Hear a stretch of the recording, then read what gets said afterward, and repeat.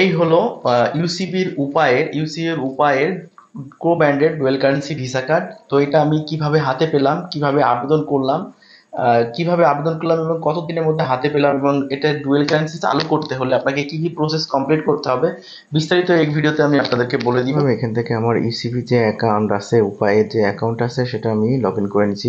এখানে prepaid card নামের একটা অপশন রয়েছে একদম নিচে, তো ওখানে ক্লিক করব। তারপর এখানে এসে রিকোয়েস্ট নামের একটা অপশন পাবেন, এখানে সেই রিকোয়েস্টে জাস্ট ক্লিক করে দিবেন। সিম্পলি ক্লিক করার পর এখানে প্রসেসে ক্লিক করবেন। তারপর এখানে উপায় অ্যাকাউন্ট নেম লিখবেন, তারপর নিচে এখানে ফাদার্স নেম, তারপর মাদার্স নেম, ইমেল অ্যাড্রেস, এখানে নমিনি করবেন। তার এনআইডি কার্ডের নাম্বার এবং তার জন্ম তারিখটা এখানে দিয়ে সাবমিট করতে হবে। এখানে আপনাকে একটা সিগনেচার সাবমিট করতে হবে। তো পুরো ফুল কোর্সের ভিডিওটা দেওয়া আছে আমার ইউটিউব আর ফেসবুক পেজে।